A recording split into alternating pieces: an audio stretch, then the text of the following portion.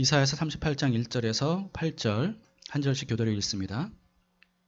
그때 히스기야가 병들어 죽게 되니 아모스의 아들 선지자 이사야가 나아가 그에게 이르되 여호와께서 이같이 말씀하시기를 너는 네 집에 유언하라 네가 죽고 살지 못하리라 하셨나이다 하니 히스기야가 얼굴을 벽으로 향하고 여호와께 기도하여 이르되 여호와여 구하오니 내가 주 앞에서 진실과 전심으로 행하며 주의 목전에서 선하게 행한 것을 기억하옵소서 하고 히스기야가 심히 통곡하니 이에 여호와의 말씀이 이사야에게 임하여 이르시되 너는 가서 히스기야에게 이르기를 네 조상 다윗의 하나님 여호와께서 이같이 말씀하시기를 내가 네 기도를 들었고 너의 눈물을 보았노라. 내가 너의 수한에 15년을 더하고 너와 이 성을 아수르 왕의 손에서 건져내겠고 내가 또 이 성을 보호하리라. 이는 여호와께로 말미암는 너를 위한 징조이니 곧 여호와께서 하신 말씀을 그가 이루신다는 증거이니라. 보라 아하스의 해시계에 나아갔던 해 그림자를 뒤로 10도를 물러가게 하리라 하셨다 하라 하시더니 이에 해시계에 나아갔던 해의 그림자가 10도를 물러가니라. 아멘. 네, 하나님의 말씀입니다.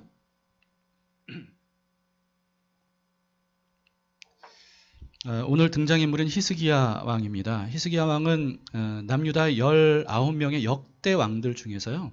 하나님께 가장 인정받았던 선한 왕으로 손꼽히는 그런 왕입니다. 근데 이때 북이스라엘은 이미 아수르에 의해 망했거든요. 그 아수르가 남유다에게까지 진격을 해왔었습니다. 그래서 자칫 아수르에게 패망할 수도 있는 그런 상황이었습니다. 그런데 하나님께서 극적으로 이 예루살렘을 보호해 주심으로 인하여서 이 아수르에 의해 패망당하지 않게 됩니다. 근데 그 이유가 뭐냐 하면 이 히스기야 왕이 전국적인 종교 개혁을 일으켜요. 그리고 뿐만 아니고 간절한 믿음의 기도를 드리게 됩니다. 그래서 하나님께서 그 기도를 들으시고 남유다를 보호해 주시죠. 그 내용이 바로 앞장인 36장에서 37장에 있는 내용입니다. 그 다음에 이어지는 게 바로 오늘 본문인데요. 히스기야의 역사 중에서 가장 유명한 그런 이야기입니다. 오늘 1절을 보시면 그때 히스기야가 병들어 죽게 되니 아모스의 아들 선지자 이사야가 나아가 그에게 이르되 뭐라고 말씀을 전했냐면 여호와께서 이같이 말씀하시기를 너는 너의 집에 유언하라 네가 죽고 살지 못하리라 하셨나이다 하니. 네, 여기 이제 처음에 그때라고 되어 있습니다. 그때가 언제냐 하면 이제 그 아수르가 남유다를 침공했을 때입니다. 그러니까 여러분 오늘 본문은요. 36장, 37장 이후에 있었던 일이 아니고요. 36장, 37장이 있기 직전이거나 아니면 그 상황일 때, 그런 일이 있을 때, 다시 말해서 아수르가 남유다를 침공하기 직전이거나 아니면 침공 중이었을 때 이런 일이 있었다라고 봐야 됩니다. 자칫 아수르에게 패망할 수도 있는 절체절명의 위기 상황이었지 않습니까? 그런데 설상가상으로 그때 이 남유다를 이제 진두지휘해야 되는 히스기야 왕이 죽을 병에 걸렸던 겁니다. 그러니까 이게 국가적으로 큰 위기가 아닐 수가 없는 거죠. 그런 와중에 이사야 선지자가 히스기야 왕을 찾아오는데 희망적인 말을 하는 게 아니고요. 아주 절망적인 말을 하죠. 하나님이 말씀하셨습니다. 너는 반드시 죽을 것이다. 그러니까 유언하라. 이 말을 남기고 이사야는 그냥 가버립니다. 여러분 하나님께서 이사야 선지자를 통해 이런 말씀을 하셨다는 것은 히스기야에겐 더 이상 소망이 없다 이렇게 들리지 않겠습니까? 그러니까 이대로 가다가는 히스기야도 죽고 그리고 남유다도 아수르에 의해 완전히 패망할 수밖에 없는 그런 상황이라는 것을 우리가 알 수가 있습니다. 그런데 이런 하나님의 말씀을 이사야 선지자에게 들은 히스기야는 어떻게 반응했습니까? 자, 어떻게 반응했는지 2절 3절을 봅시다. 히스기야가 얼굴을 벽으로 향하고 여호와께 기도하여 이르되 여호와여 구하오니 내가 주 앞에서 진실과 전심으로 행하며 주의 목전에서 선하게 행한 것을 기억하소서 하고 히스기야가 심히 통곡하니. 네, 여러분 이때 히스기야는 죽을 병에 걸렸다 그랬죠. 어떤 병인지는 모르겠지만 아무튼 죽을 병이기 때문에 굉장히 몸이 힘들고 고통스러운 상태였을 겁니다. 그런데 그 고통스러운 몸을 일으켜서 얼굴을 벽으로 향해서 하나님께 통곡하며 간절히 남아있는 온 힘을 다해 하나님께 기도하는 거예요. 그러니까 하나님께서 그 기도에 즉각 응답을 하십니다. 4절에서 6절입니다. 이에 여호와의 말씀이 이사야에게 임하여 이르시되 너는 가서 히스기야에게 이르기를 너의 조상 다윗의 하나님 여호와께서 이같이 말씀하시기를 내가 너의 기도를 들었고 너의 눈물을 보았노라. 내가 너의 수한에 15년을 더하고 너와 이 성을 아수르 왕의 손에서 건져내겠고 내가 또 이 성을 보호하리라. 이렇게 말씀하십니다. 자, 여러분, 병을 고쳐주셔서 생명을 15년 연장시켜 주시겠다는 거예요. 근데 그것뿐만 아니라 예루살렘 성을 아수르에게서 건져내고 보호해 주겠다. 이렇게 말씀하시는 거죠. 근데 이렇게 말씀만 하실 뿐만 아니고요. 그 뒤에 보시면 놀라운 징조까지 보여주셔요. 그래서 그 약속을 반드시 이루실 것이라는 확증을 해주시기도 하십니다. 자, 여러분, 우리는 이 사건을 통해서 히스기야가 반드시 죽을 것이라는 하나님의 말씀을 들었잖아요. 분명히 들었거든요. 근데 그럼에도 불구하고 그래도 하나님께 간절히 기도했다라고 하는 이 사실에 주목을 해야 됩니다. 만약 우리가 히스기야였다면, 여러분이 히스기야 이런 상황이었다면 어땠을까요? 하나님은 이미 말씀하셨어요. 넌 살지 못해, 죽을 거야. 그러니까 유언해. 그러면 아마 대부분 우리는 이게 하나님의 뜻은 이미 정해졌구나. 그러니까 이제 빼도 박도 못하는 거구나. 기도해도 소용이 없는 거구나. 하나님의 뜻이 이미 정해졌어. 그러면서 포기하지 않았을까? 할 수 있는 것은 뭐만 남는 겁니까? 절망밖에 없는 거예요. 그리고 원망하는 것밖에 남지 않는 거예요. 아마 그러지 않았을까 싶습니다. 근데 여러분, 이렇게 우리가 반응한다면 이것은 하나님의 뜻에 대해 오해하기 때문입니다. 많은 사람들이 하나님의 뜻을 오해합니다. 그래서 사실은 절대적으로 기도가 필요한 순간, 절대적으로 기도해야 되는 그 순간에 오히려 기도를 못할 때가 있어요. 자, 여러분, 하나님의 뜻에 대한 오해. 첫 번째는 이겁니다.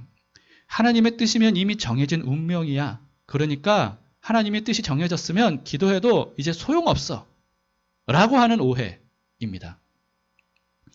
자, 여러분, 하나님의 뜻을 많은 사람들이 운명론적으로 그렇게 합니다.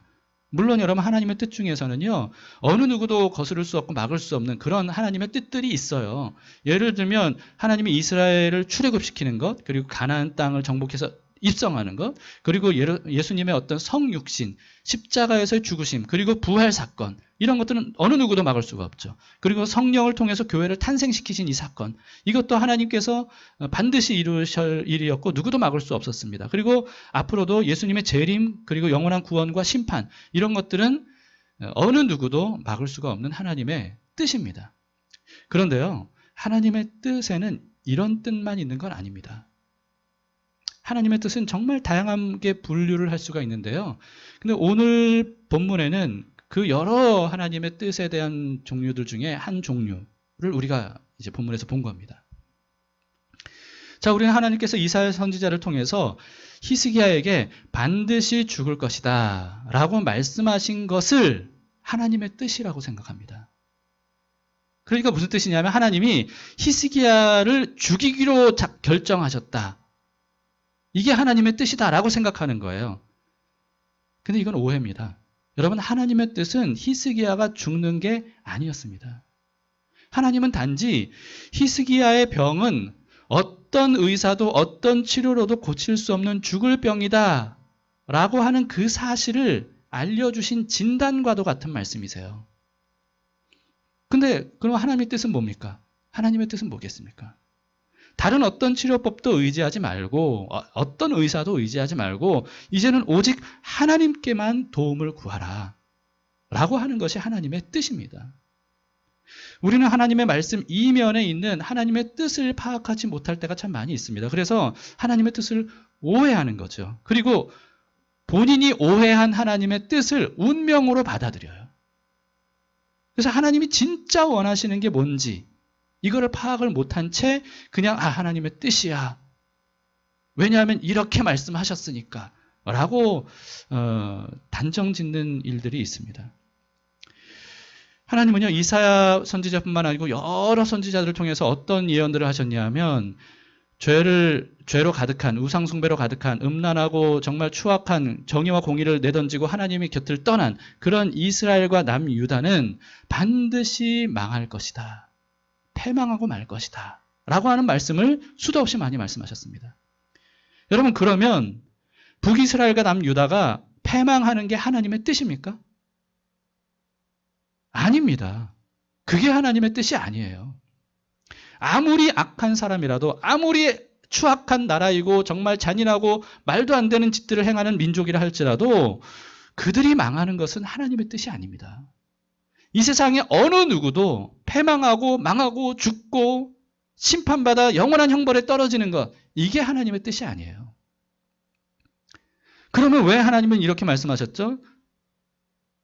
너희가 패망하게 될 것이다. 왜 이런 경고와 심판의 말씀을 하신 겁니까?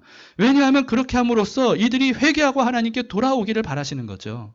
구원 얻기를 바라시는 거예요. 다른 어떤 방법이 없고 오직 하나님께 돌아와 회개하고 하나님의 도우심을 구해야만 구원을 얻을 수 있기 때문에 하나님은 그렇게 말씀하신 겁니다. 하나님의 뜻은 뭡니까? 하나님은 그들이 회개하고 주께로 돌아오는 것이 하나님의 뜻이에요. 그들이 구원을 얻고 패망하지 않는 것이 하나님의 뜻입니다. 그리고 그 뜻을 하나님은 결코 숨기지 않으셨어요. 반복적으로 계속 말씀하셨습니다. 이사야서 지금까지 여러분들이 묵상하셨다면 하나님이 얼마나 그런 구원하기를 원하시는 그 열정적인 말씀들을 많이 봤습니까? 많이 들었습니까? 하나님께서 무섭게 경고하시고 심판하시는 말씀을 하시는 이유는 그들이 그런 추악한 죄를 회개하지 않으면, 돌이키지 않으면, 하나님의 도움을 구하지 않으면 어쩔 도리 없이 비극적인 결말을 당할 수밖에 없기 때문에 그렇게 말씀하신 겁니다. 마치 진단하신 것처럼. 한번 생각해 보세요, 여러분. 천방지축 어린 아들이 있다고 합시다. 엄마하고 길을 가는데 손잡고 가는데 자꾸만 이 녀석이 손을 뿌리치고 차가 싱싱 달리는 차도로 막 뛰어 들어가는 거예요. 여러분, 엄마는 어떻게 하겠어요? 막 이렇게 다급하게 그 아이 이끌면서 막 야단치고 그러지 않겠어요? 그러면서 이런 얘기를 하겠죠. 너 자꾸 엄마 말 안 듣고 자꾸 차 달리는 대로 그렇게 뛰어가면 너 큰일 나. 너 차에 치여. 그러면 너 피 막 철철 흘리고 결국은 죽을 거야. 여러분, 이 말은요, 아들이 차에 치여 죽는 게 엄마의 뜻이라는 말입니까? 아니면 아들이 엄마 말 안 들었으니까 그 벌로 차에 치여 죽게 할 거다, 이런 뜻입니까? 이런 말입니까? 아니요, 결코 아니에요. 그런 게 그 말이 아니죠. 엄마의 말뜻은 뭡니까? 엄마 말 잘 들으라는 거예요. 절대로 차도로 뛰어가지 말라는 거예요. 엄마 손 꼭 붙잡고 가자는 거예요. 그래야만 안전하다는 거예요. 그게 엄마의 뜻이에요. 여러분, 근데도 많은 사람들은요, 하나님의 경고와 심판의 메시지를 이런 식으로 오해를 합니다. 어느 누구도 거역할 수 없는 하나님의 뜻. 이스라엘이 망하는 거, 남유다가 망하는 거. 아니에요. 그런 식으로 하나님의 뜻을 오해하니까 하나님을 완고하고 정말 잔인하고 피도 눈물도 없이 정말 바늘구멍 하나도 없을 정도로 틈이 없는 그런 하나님이라고 오해를 합니다. 하나님의 본심을 모르기 때문이에요. 그러니까 자꾸 하나님의 뜻에 대해서 오해를 하죠. 그리고 운명론적으로 생각을 하는 겁니다. 여러분, 히스기야는요, 자신의 병이 어떤 약이나 의사로도 고칠 수 없는, 치료받을 수 없는 죽을 병이라는 진단을 하나님께 직접 받았어요. 그러자 히스기야는 어떻게 반응합니까? 그 말씀대로 어떤 약이나 의사를 의지하지 않습니다. 그리고 하나님께로 적극적으로 나아가요. 오직 하나님께만 매달려요. 절박한 심정으로 하나님께 도움을 구해요. 통곡하며 정말 하나님 외에는 어떤 답이 없는 사람으로 생각하고 그렇게 했던 거예요.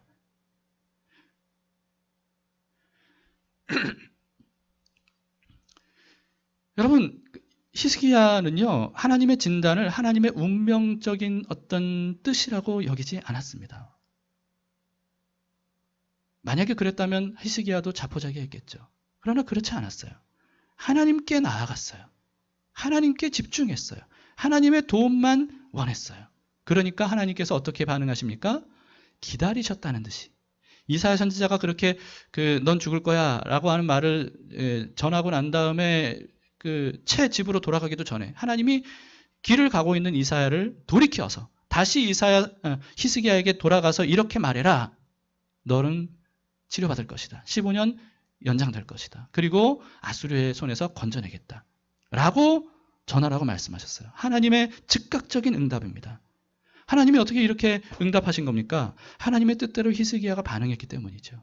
우리에게도 이런 믿음이 필요합니다. 여러분, 현대는 히스기야 때와 비교할 수 없는 어떤 의학이 굉장히 발달된 시대입니다. 여러분, 그러다 보니까 우리는요, 하나님보다 의사를 더 의지하기 쉬운 시대를 살고 있어요. 근데 그런 의사가, 그런 정말 엄청난 의술을 가진, 의학의 지식을 가진 의사가 못 고치면 마치 그것은 하나님도 못 고치실 것처럼 절망하고 낙심하고 포기하는, 이런 마음으로 나락에 떨어지는 그런 시대를 우리가 살아가고 있습니다. 혹시 우리도 그런 마음 아닙니까? 여기 뭐 질병이나 뭐 의학에 대한 얘기를 했지만 그런 게 아니더라도 이 세상 눈에 보이는 어떤 것들로는 더 이상 가망이 없다고 판단될 때 우리는 마치 하나님에게도 그것이 가망 없는 것처럼 그렇게 절망의 나락으로 떨어버릴 때가 있지 않느냐라고 하는 겁니다.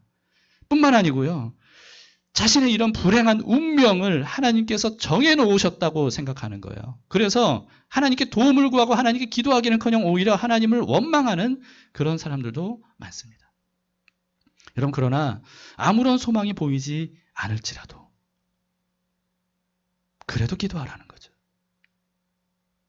눈에 보이는 어떤 것도 소망을 줄 수 없을 때야말로, 없을 것처럼 보이는 그때야말로 오직 하나님만이 진정한 소망이 되실 수 있구나 라고 하는 것을 전인격적으로 깨달을 수 있는 기회인 겁니다. 그동안 우리는 하나님 외에 눈에 보이는 것들을 하나님보다 더 의지하고 섬겼다면 그런 것들이 더 이상 나에게 소망이 되지 않을 때, 그때 비로소 진정한 소망은 하나님밖에 없고 진정으로 나의 모든 것들을 회복시켜 주시고 나를 구원하실 분은 오직 주님밖에 없구나 라고 하는 것을 비로소 그때에서야 우리는 깨달을 수 있게 되는 거죠. 여러분, 하나님의 뜻은요, 결코 우리가 불행해지는 게 아닙니다. 결코 우리가 망하는 게 아니에요. 우리가 망하는 것은 하나님의 뜻이 아닙니다. 하나님의 뜻은 항상 우리가 구원을 얻고 복된 삶을 살아 누리는 거예요. 이게 바로 우리를 향하신 하나님의 뜻입니다. 그런데 여러분, 우리가 항상 구원을 얻고 복된 삶을 누리는 것, 이게 바로 하나님의 뜻이다 라고 하는 것에 대해서도 많은 사람들이 또 오해를 해요. 그래서 두 번째 오해를 합니다. 두 번째는 이 오해예요. 하나님의 뜻이면 기도하지 않아도 이루어 주실 거야 라고 하는 오해죠.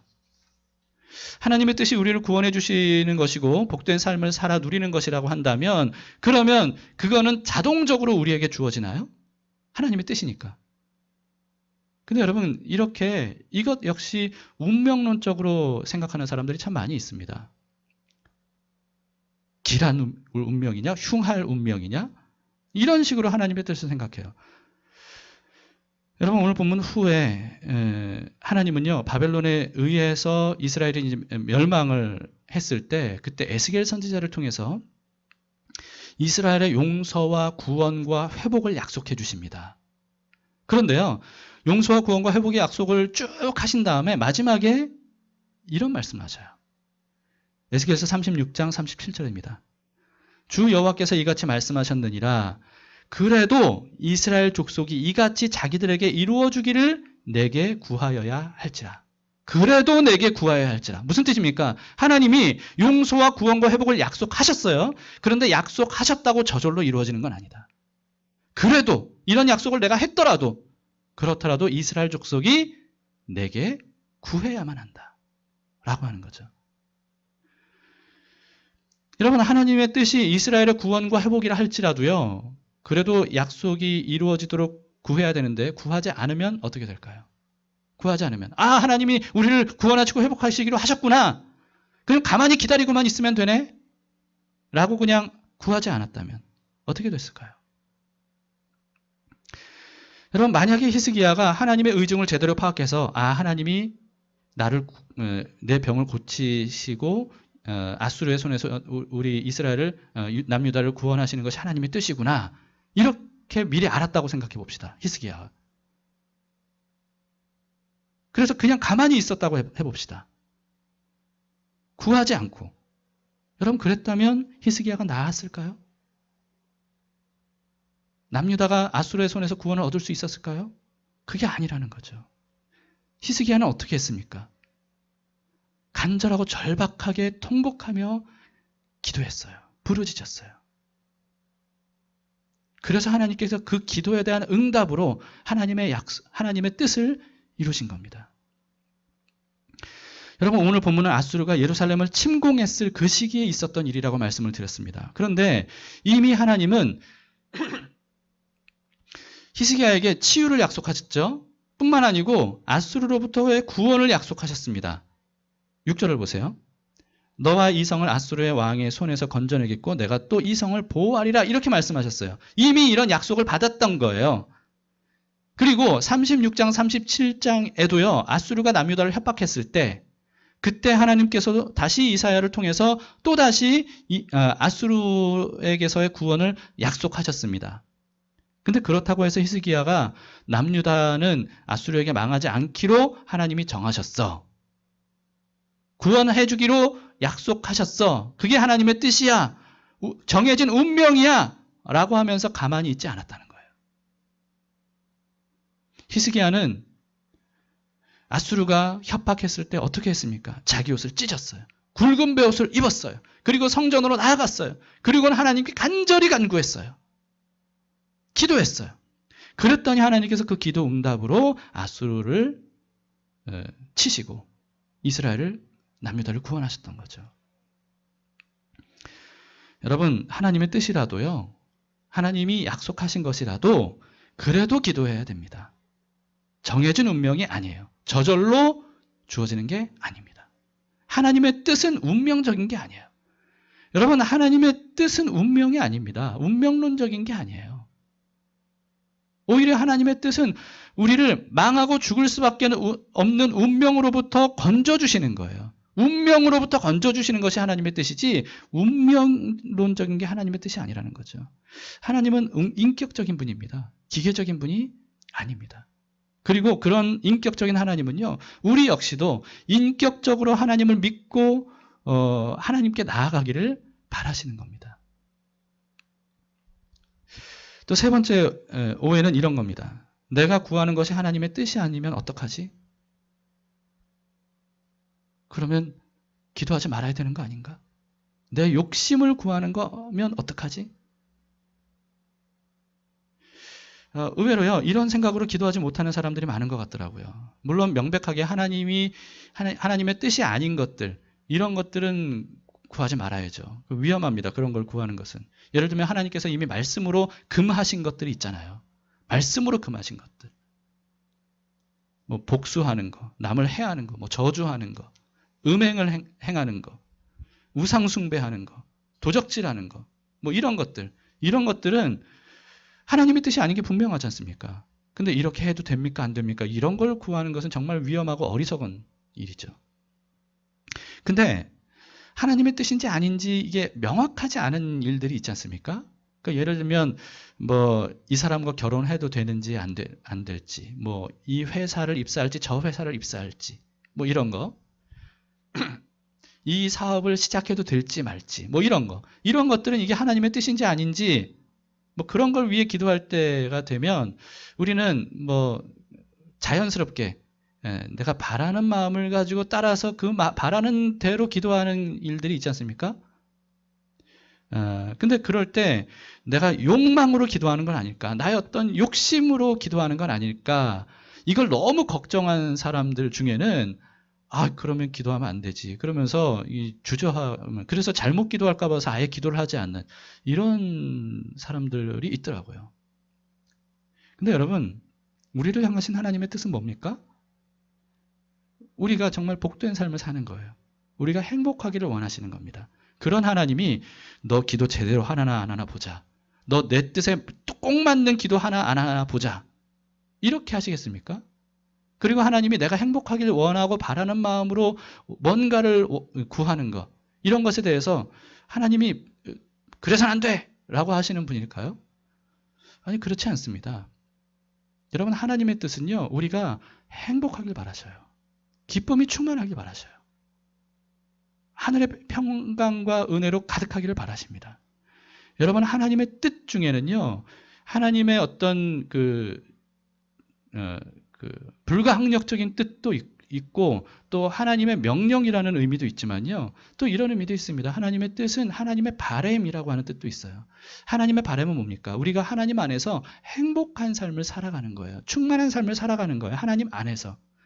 그래서 데살로니가 전서에는 이렇게 말씀하잖아요. 항상 기뻐하라, 쉬지 말고 기도하라, 범사에 감사하라. 이는 너희를 향하신 하나님의 뜻이니라. 이렇게 말씀하죠. 근데 이 말씀을 많은 사람들이 이렇게 생각해요.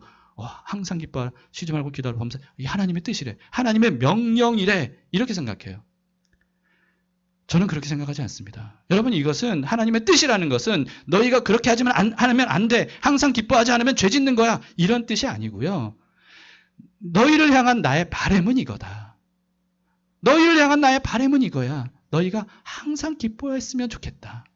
쉬지 않고 나에게 나와 끊임없이 기도했으면 좋겠다. 그리고 범사에 감사하는 그런 삶을 누리면 좋겠다. 이게 나의 뜻이다. 나의 바램이다. 저는 그렇게 이해합니다. 여러분, 성경에는요, 이와 같이 하나님의 어떤 불강력적인 결정 또는 하나님의 어떤 반드시 순종해야 되는 어떤 명령, 이런 것만 있는 게 아니더라고요. 하나님의 바램이 있더라고요. 하나님의 바램. 하나님은 우리가 어떻게 하길 원하세요? 우리가 기뻐하길 원하세요. 행복하길 원하세요. 주님 안에서 언제나 주님과 교제하길 원하셔요. 늘 샘솟는 감사가 있는 그런 충만한 삶, 만족한 삶을 누리기를 원하셔요. 그런 하나님께서 우리가 바라는 대로 기도하는 거, 구하는 거, 이걸 싫어하시겠습니까? 아닙니다. 하나님은요, 우리가 하나님께 나아가서 기도하는 것, 구하는 것 자체를 기뻐하셔요. 하나님의 이름을 부르고 하나님께 자신이 필요한 것 또는 때로는 자기가 원하는 것, 이런 것들을 하나님께 구하는 것. 하나님을 아버지라고 친밀하게 여기면서 그런 것들을 구하는 것, 그 자체를 기뻐하시고 즐거워하십니다. 그렇기 때문에 무엇이든지 원하는 대로 구하라는 거죠. 중요한 건 뭐냐 하면요, 우리가 그리스도 안에 있기만 하면 된다는 거예요. 그리스도 안에 있기만 한다면 무엇이든지 원하는 대로 구해도 된다는 거예요. 그래서 예수님이 이미 이렇게 말씀하셨지 않습니까? 유명한 말씀입니다. 요한복음 15장 7절에 예수님이 이렇게 말씀하셨어요. 너희가 내 안에 거하고 내 말이 너희 안에 거하면 무엇이든지 원하는 대로 구하라. 어떻게 하라고요? 무엇이든지 원하는 대로 구하래요. 그리하면 이루리라. 여러분, 그렇기 때문에 여러분들이 그리스도 안에 있다면, 예수님을 믿는다면 내가 구하는 게 하나님의 뜻일까 아닐까? 하나님의 뜻이 아니면 어떡하지? 걱정하지 말고 구하세요. 걱정하지 말고 구하세요. 하나님의 뜻을 확실하게 알아야만 구할 수 있다면 우리 중에 누구도 구할 수 없을 겁니다. 기도할 수 없을 겁니다. 잘 몰라도, 하나님의 뜻이 뭔지 잘 몰라도 자기가 원하는 것을 기도하다 보면, 그렇게 하나님께 자주 나아가서 기도하고 아뢰고 하나님과 교제하고 하나님과 마주 대하다 보면, 그러면 점점 하나님의 뜻이 뭔지를 알아가게 되는 거예요. 왜냐하면 하나님과 인격적인 교제가 쌓이잖아요. 하나님이 어떤 분인지를 점점 깨닫게 되잖아요. 그러면 하나님의 마음을 알게 되는 거예요. 그래서 때로는 이건 내가 잘못 구하는 거였었구나 라고 생각해서 한다면 안 구하시면 돼요. 그러나 이건 하나님께서 기뻐하시네 라고 하면 그런 것들을 계속해서 구하는 겁니다. 여러분, 그럴 때 정말 우리에게 필요한 것은 하나님에 대한 전적인 신뢰예요. 전적인 신뢰. 이게 무슨 뜻이냐면요, 우리가 기도하는 것들 중에서 하나님께서 어떻게 응답하시든지 간에 그 응답이 내 마음에 들든 안 들든 하나님의 응답이 나를 향한 가장 좋은 응답이다 라고 하는 이런 하나님에 대한 인격적인 신뢰, 이게 필요하다는 거죠. 예를 들어서 이게 정말 내가 원하는 대로 기도해도 되나? 라고 걱정하지 말고 기도하라고 했지. 그래서 기도했어요. 기도했는데 하나님께서 응답을 하시지 않습니까? 거기에 대해서 응답을 하시는데, 하나님의 응답은 크게 세 가지로 나누는 거 여러분들이 잘 아시죠? 첫 번째 응답은 뭡니까? 모든 사람들이 다 원하는 응답. 그게 뭐예요? 예스입니다. 하나님 이렇게 해주세요. 그랬더니 하나님이 응답하시는 거예요. 예스. 예를 들면 오늘 히브리서 히스기야에게 하나님이 응답하셨던 것처럼 예스라고 응답하시는 거예요. 이게 우리가 항상 원하는 응답이죠. 근데 우리는 이 응답을 너무 원하다 보니까 나머지 두 가지 응답은 응답이라고 생각하지 않는 겁니다. 이 두 가지 응답은 뭡니까? 두 번째 응답은 wait, 기다려. 지금 아니야. 지금은 예스가 아니야. 라고 하는 거죠. 그리고 또 세 번째 응답은 뭐예요? no, 안 돼. 라고 하는 응답이에요. 근데 우리가 원하는 응답은 항상 yes라고 하는 응답이다 보니까요. wait, no 이런 응답은 하나님의 응답이 아니라고 생각해요. 그래서 하나님께서 왜 응답하시지 않지? 라고 투덜대는 거예요. 근데 여러분 wait나 no도요. 하나님의 은혜로운 응답이라는 것을 아셔야 됩니다. 은혜로운 응답이에요. yes 못지않게 나에게 정말 유익한 응답이에요. 여러분 왜냐하면요. 한 치 앞도 우리는 내다보지 못하잖아요. 그런 우리들의 어리석음이 있지 않습니까? 근데 그게 뭔지도 모르고 우리가 해로운 것을 구했을 때 나에게 정말 해로울 것을 내가 구했을 때 하나님께서 거기에 대해서도 예스라고 대답했다면 그건 복이에요? 아니에요? 아니, 복이 아닌 겁니다. 그때는 하나님께서 지금은 안 돼 라고 하거나 이건 절대로 안 되는 거야 라고 노라고 응답하시는 것, 이거야말로 정말 하나님의 큰 은혜입니다. 감사해야 할 응답이죠. 우리가 이 믿음을 가지고 있어야 되는 겁니다. 그래서 하나님에 대한 전적인 신뢰가 필요하다는 거예요. 근데 우리가 wait, no 라고 하는 하나님의 어떤 응답을 우리가 받을 때 대부분 왜 하나님이 그렇게 응답하시는지 우리는 잘 모릅니다. 사실 하나님이 설명해 주신다고 우리가 알 수 있을까 하는 생각이 들어요. 그래서 이해가 안 되고 거절당한 기분이 들죠. 하나님이 응답하시지 않았다라고 생각해요. 그래서 하나님께 불쾌하고 하나님을 원망하는 이런 마음이 들기도 합니다. 그러나 여러분 그때야말로 하나님에 대한 전적인 신뢰가 필요하다는 거죠. 전지하신 하나님께서 그렇게 나에게 응답하셨다면, 그 선하시고 나를 사랑하시는 하나님이 그렇게 응답하셨다면 그것은 날 위한 응답이야 라고 기쁘게 받아들이는 것이 바로 하나님을 전적으로 신뢰하는 겁니다. 바울이 그런 사람이었습니다. 여러분 바울은 육체적인 질병이 가지고 있었어요. 뭐 장애일지도 모르겠습니다. 뭔지 모르겠는데 사탄의 가시라고 말할 정도로 그렇게 고통스러웠나 봐요. 그래서 하나님께 3번 간구합니다. 그랬더니 하나님이 어떤 응답을 주셔요? 노라고 응답하십니다. 고린도후서 12장 8절 9절에 8절에 3번 주께 간구했더니 9절에 나에게 이르시기를 내 은혜가 너에게 족하도다. 이는 내 능력이 약한 데서 온전하게 짐이라 하신지라. 여러분 무슨 뜻입니까? 노라고 하는 말이에요. 네가 약한 것이 너를 온전하게 할 거야. 그러니까 너의 이 사탄의 가시라고 여기는 그 문제 해결해 주지 않을 거야. 이게 하나님의 응답이었어. 근데 거기에 대해 바울이 어떻게 반응합니까? 그러므로 도리어 크게 기뻐함으로 나의 여러 약한 것들에 대해 자랑하리니 이는 그리스도의 능력이 내게 머물게 하려 함이라. 여러분 바울은 하나님을 신뢰했어요. 그래서 하나님이 노라고 말씀하신 것에 대해서 믿음으로 반응했어요. 아, 하나님이 노라고 하신다면 이건 날 위한 거야. 왜 그러셨을까? 아, 내가 약할 때 하나님의 능력이 나에게 강하게 주어지는 거구나. 그렇게 받아들였던 겁니다. 전적인 하나님을 향한 신뢰였죠. 여러분 이런 믿음이 세상이 감당하지 못할 믿음이라는 겁니다. 히브리서 11장에 보시면 바로 이런 믿음을 가진 사람들에 대한 이야기가 참 많이 나와 있습니다. 이 부분은 시간상 좀 건너뛰어야 되겠네요. 여러분 며칠 전에 제가 유튜브에서 그 이지웅 목사님 설교를 들었습니다. 이지웅 목사님 그 설교 내지 강의를 제가 좋아하는 이유는 성경 자체의 의미를 너무 잘 알려주시거든요.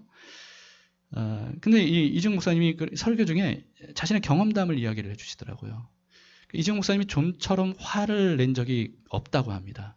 근데 어느 날 한 후배 간사, 제가 기억이 지금 가물가물한데요. 한 후배 간사 한 명이 뭔가 잘못을 했나 봐요. 근데 그 사람은 불러서 이 야단칠 만한 일이 아니었는지 아무튼 그래서요. 모든 간사들을 다 불러 모아놓고 불같이 화를 내면서 야단을 쳤다고 합니다. 그렇게 막 불같이 화를 내고 야단을 치고 난 다음에 문 밖으로 나갔어요.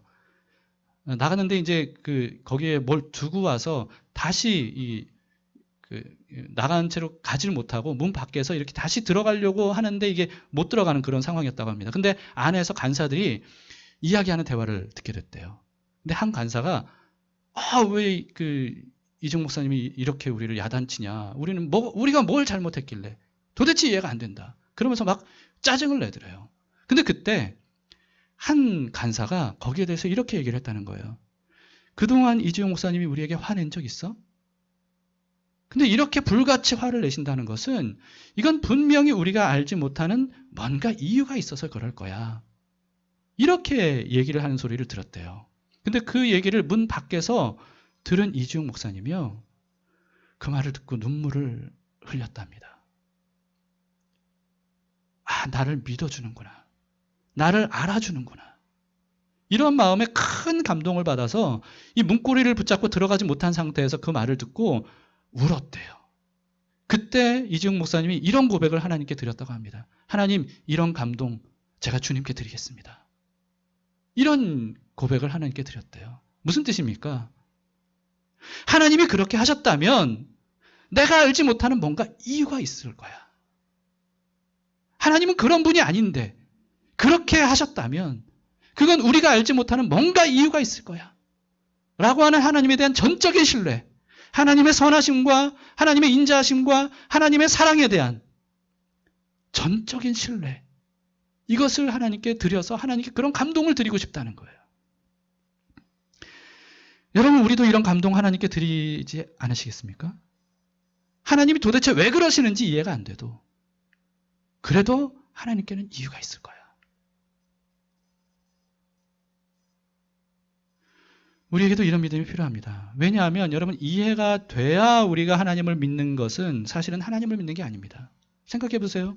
우리가 다 이해할 수 있는 하나님, 그런 하나님 뭐하러 믿습니까? 우리의 수준, 우리가 다 이해하는 수준의 하나님, 그런 하나님이라면 우리가 뭐하러 믿습니까?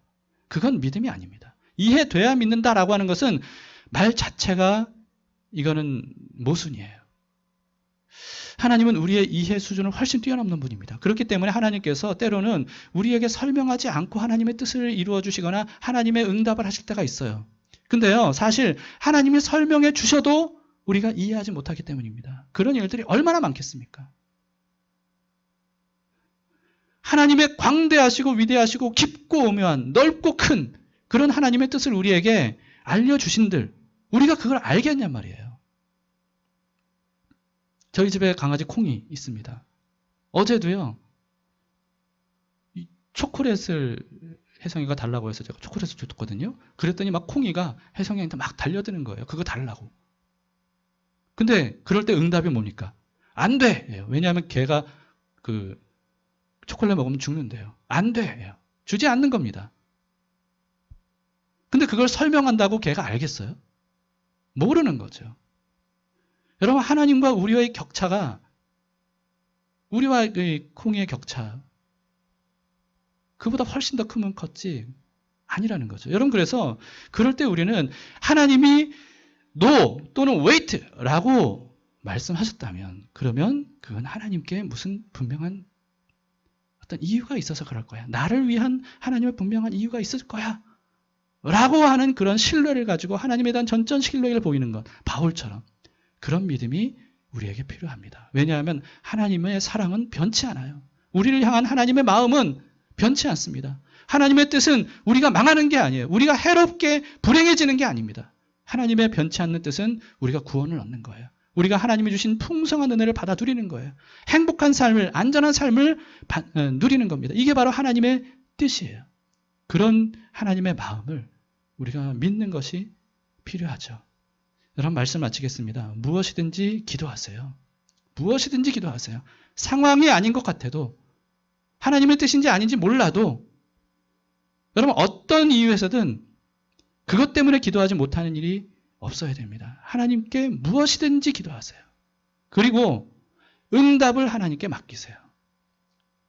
yes든 wait든 no든 하나님께 그 응답을 맡기세요. 어떤 응답이든 나를 향한 최고의 응답이다 라고 하는 이 사실을 믿고 기도하면 하나님은 그 기도를 너무나도 기쁘게 받으시며 하나님의 아름다운 뜻을 통해 우리에게 응답하실 겁니다. 모든 것을 아시고 모든 것을 다 하실 수 있는 하나님, 우리를 너무나도 사랑하시는 하나님, 그 하나님이 오늘 우리에게 말씀하십니다. 그래도 나에게 나와 기도하라 말씀하십니다. 여러분, 주보를 보신 분들은 아시겠지만요, 9월 한 달간은 릴레이 기도를 좀 하려고 합니다. 저희 교회에서 좀처럼 이런 걸 해본 적이 없는데, 근데 9월 한 달간은 릴레이 기도를 하려고 합니다. 여러분 모두 동참해 주셨으면 좋겠습니다.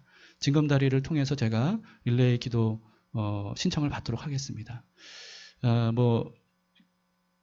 제가 정하진 않겠어요. 여러분들이 언제 얼마나 기도할지는 여러분 스스로가 정하시면 됩니다. 그리고 스스로 정하신 것을 알려주지 않으셔도 돼요. 그냥 단지 여러분들이 하나님 앞에서 담길교회와 이 나라의 민족을 위해 내가 이 정도는 기도해야지, 형제자매들을 위해 이 정도는 기도해야지 라고 생각하는 마음으로 여러분들이 기도에 동참해 주시기를 바랍니다.